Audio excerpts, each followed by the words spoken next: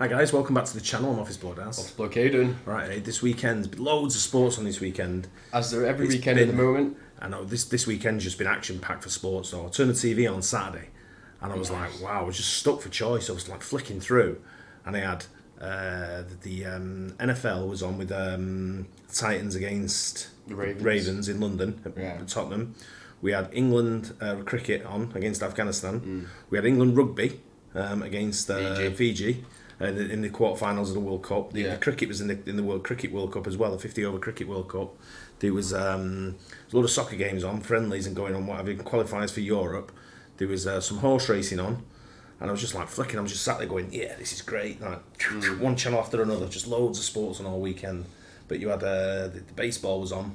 I was doing that last night. I was on the TV and I was flicking between the Lions versus the Buccaneers, but then I was also watching the South Africa versus South Africa France game. Yeah, that was a great game as well. Some top games over the weekend for rugby. If you're new to rugby, definitely have a look at some of the matchups that have been happening this weekend. There's been some great rugby this weekend. Yeah, some of the best I've seen, to be fair. Anyway, this is one of our go-to channels for baseball. Baseball doesn't exist. Yep. So are the MLB playoffs broken? Well, I don't know. Let's find out. Well, let's see what it's all about, eh? Let's get into it. Yeah. Last year, MLB reshaped its playoff format, and this year, it's making some people extremely angry. It's also contributed to players talking to players, that player getting revenge on the other player, and fans torturing the other player out of town. It led to a manager that made a decision so controversial, it may have not only cost his team the season, but threw the whole baseball world into outrage. According to some, it's caused some of the best teams in the sport to choke their seasons away, while also allowing some of the most unsuspecting teams to shock the world. In 2022, MLB expanded its playoffs from 10 teams to 12 teams. Instead of 2 wildcard teams battling in a one-game playoff to advance to the first round, there is a new first round. The 4 best teams now get a bye, and the 3 wildcard teams, as well as a division winner, all face off in a 3-game series to see who advances, leaving more room for chaos and for people to complain the system is broken, which started in the very first playoff game in 2023, which was literally the lowest attended playoff game in over 100 years. Yes, less people came to this playoff game than the average MLB regular season game this season. And despite the Rays winning 99 games this year, less people went to this game than went to the Royals' last regular season game. They lost 106 games. But what's even crazier is that attendance in MLB is up close to 10% this season, the highest increase in 30 years. So how does this happen? Since 2008, the Rays have the 3rd most wins in baseball. They've made the playoffs each of the past 5 years and started the season 13-0. By May, they led the league in an insane 20 different categories and cruised into the postseason with 99 wins, all while having the 4th lowest payroll in baseball. And that might be the problem. They're known for trading their expensive big-name players for cheaper players who end up being just as good. It's great for sustained winning, but for fans, it's hard to get attached to players. They went to the World Series only 3 years ago. 6 of those players were on this team's postseason roster. They never signed any large, long-term contracts unless it's Wander Franco, widely considered one of the youngest and most valuable players in the league, on a great contract. But now, he's on administrative leave after allegations of a relationship with a minor and may never play in MLB again. They constantly take cheap pitchers nobody wants because of injuries and turn them into some of the best pitchers in the league. However, past injuries increase the chances of future injuries. So although this strategy succeeded in getting them the 2nd best pitching staff in the league according to WAR, it also might be why 4 out of 5 of their starting pitchers on opening day were out for the season by the time the playoffs started. But even despite all these injuries and misfortune, they went into this series against the Rangers as favorites, then immediately played their worst game of the year, making 4 errors and scoring 0 runs in a Game 1 loss. Jesus. But even a performance this bad was completely overshadowed by how little fans came to this game. For one thing, it was on a Tuesday afternoon, which definitely doesn't help with attendance. But the last place Rockies also played on a Tuesday afternoon a week before in the regular season, and somehow still drew more fans. For the Rays, attendance has always been an issue. With traffic, their stadium is about an hour away from the city of Tampa and is located in a spot that has less people living within a 30-minute radius than any other MLB stadium by far. But a team as good as the Rays should be able to overcome this, so there was hope Game 2 would be better. It wasn't. They got blown out, ending their third straight disappointing postseason, getting swept for the second year in a row, and attendance was just as bad. The other 3 wildcard series matchups were the opposite. It featured sellout crowds. It featured the Phillies dismantling. Strange one, that, isn't it? Yeah, it kind of makes sense when you're saying the stadium's an hour outside the city. Yeah. But I don't know. I don't know how well Tampa have been. I mean, they made the World Series 3 years ago. Did he say? They've made the playoffs for the last 5 seasons and the 99 wins this season. I'm wondering if they got the what was it when the playoffs come? What were they? 4 of the 5 top pitchers were out injured. Yeah. I wonder if fans just knew it's not happening. Maybe, yeah. But you still want to go, wouldn't you? I think. Yeah. I don't know. I wonder what the average attendance was throughout the season. The Marlins like everyone expected. And also, the Diamondbacks sweeping the Brewers. Under the old format, the Diamondbacks wouldn't have even made the playoffs, and the Brewers would have been in the next round automatically for winning their division after proving themselves in a 162-game season. Instead, their season ended after only 2 games. For the Brewers, this might feel unfair, but for the AL Central winning Twins, who were in that exact same position, not so much. They might like the new playoff format more than anybody else. They have the most painful, embarrassing, and statistically impossible streak in all of sports. Going into this wildcard series, the Twins had not won a playoff game in 19 years. What makes it even worse is they made the playoffs 7 times during that stretch and went 0-18 in playoff games. That is pretty much impossible. Assuming each team has a 50% chance to win each game, the odds of that happening is 0.0003%, or 1 in 262,144. That is the longest playoff losing streak in North American sports history. The last time the Twins won a playoff game, Doug Flutie was the quarterback for the Chargers. Pluto was still a planet, and YouTube hadn't even been invented yet. The drought lasted 6,000. Pluto's still a planet, isn't it? It's not classified as a planet anymore. It's still there. Still there, but it's not classified as a planet. But what's it? What, a micro planet? I don't know what they call it. It's not a planet anymore anyway. What else could it be though? It's like a.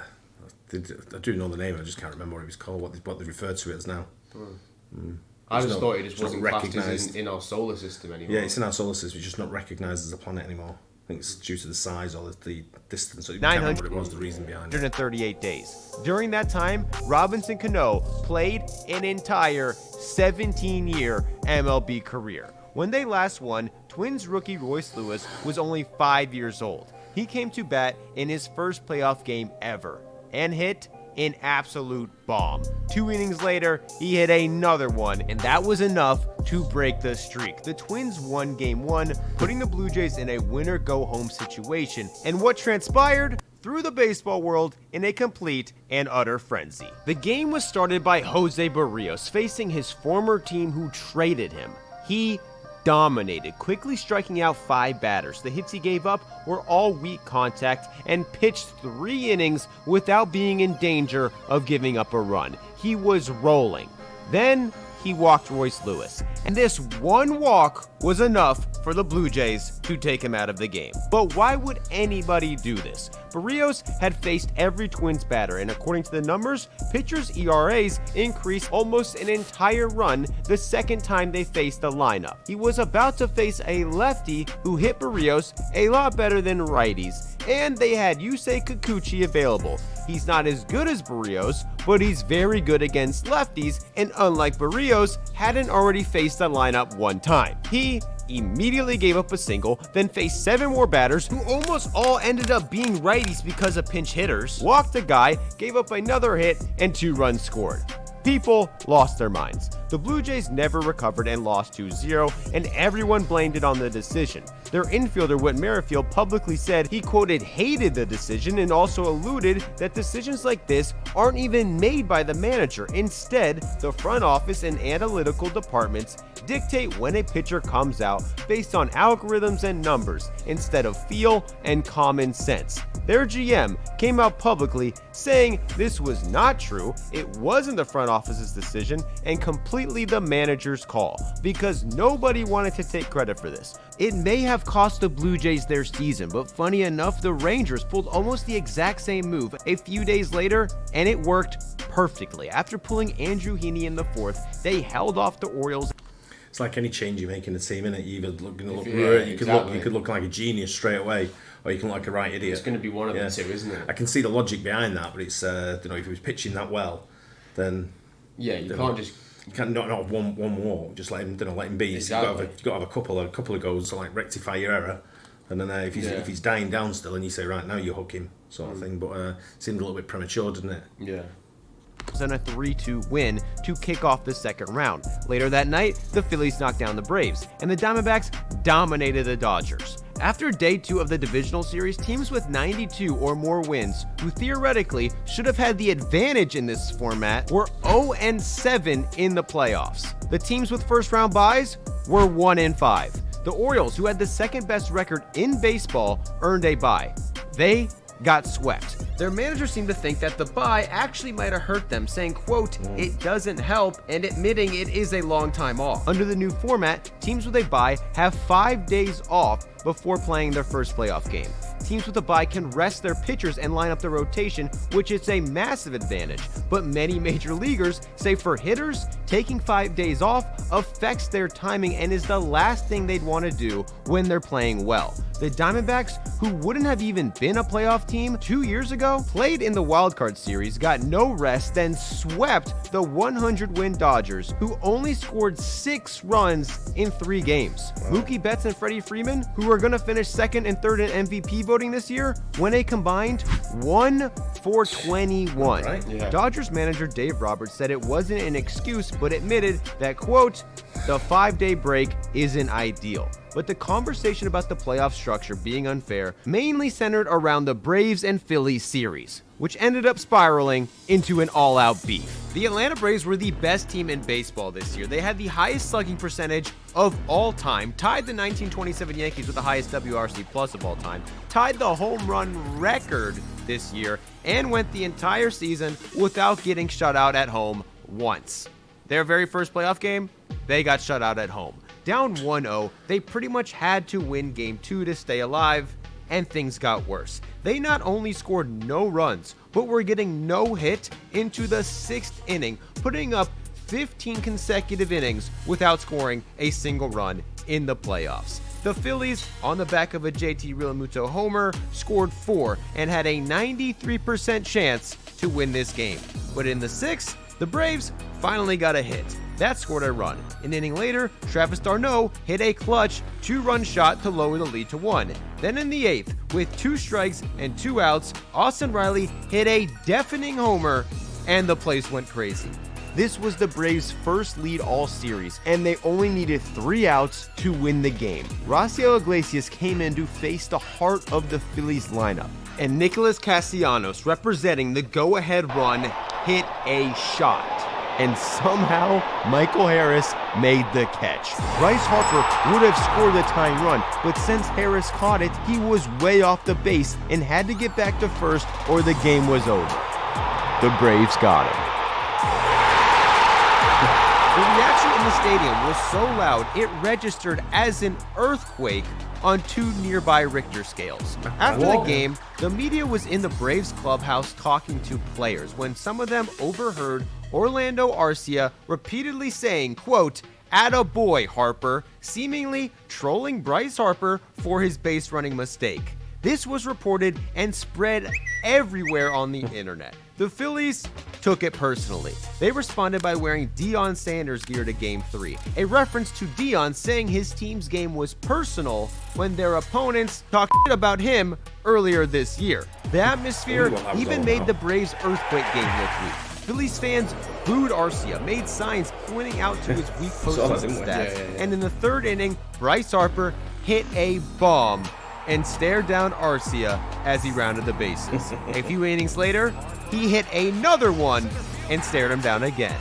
The other Phillies player to wear Deion Sanders gear, Nicholas Castellanos, also hit 2 home runs. This blowout put the Braves in a must-win situation. Phillies fans chanted that they wanted Spencer Strider, the Braves starting pitcher, before the game was over. Tortured him in the dugout. Tortured him in the bullpen.